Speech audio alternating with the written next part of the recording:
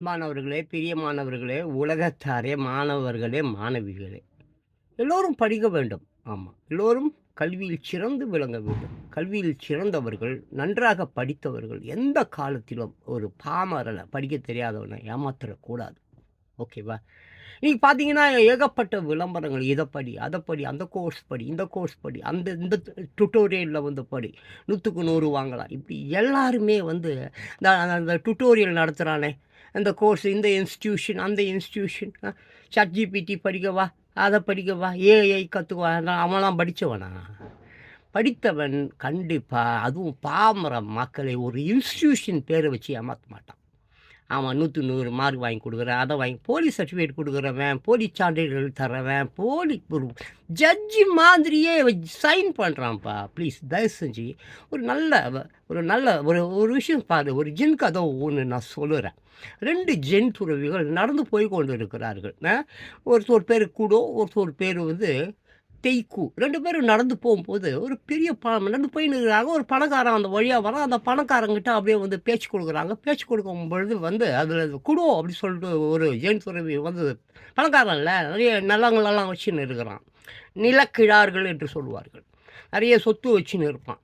ஊர்ல இருக்கிறவன் எல்லா அடிமைகள், எல்லா ஏழைகளை ஏமாத்தி, இவன் வந்து ஆக்கிரமிப்பு பண்ணி சேர்த்து வச்சிருக்கிற சொத்து அவன தான் வந்து நிலக்கிழார்கள், இல்ல பணக்காரன் நம்ம சொல்லுவோம். அப்படித்தானே?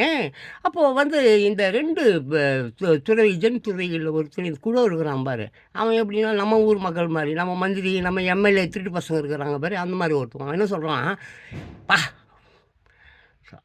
நில கீழாரே, எஜமானே, நீங்கள் தான் என் உண்மையானவர், மிக மிக உண்மையானவர். நீங்கள் வந்து ஒரு ஜென் துறவிகிட்ட வந்து நீங்க கல்வி கற்க வேண்டும் என்றால், அதற்கு தகுதியானவர் தான்" அப்படின்றான். உடனே பக்கத்துல இருக்கிற தேய்க்கூக்கு கோவம், "ஏன் முட்டாளே!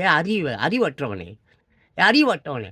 அவன் ஜஸ்ட் ஒரு நிலம் வச்சுன்னு இருக்கிறான்டா, அவ்வளோதான்.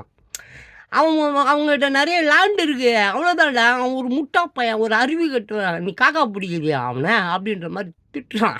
திட்டுன உடனே, இந்த நிலக்கிழார் இருக்கான்ல, இந்த பணக்காரன், அவன் என்ன பண்றான், இந்த குடோன்றவன் புகழ்ந்து பேசுனான் பாரு, "அப்பா! உன்ன மாரி சிறந்தவன் உலகத்திலேயே இல்லன்னான் பாரு." அவன உட்டான். தெய்வு இருக்கிறார்ல, திட்டுறான்டா. ஒரு சும்மாடா, ஒரு பிச்சைக்கார பையன்.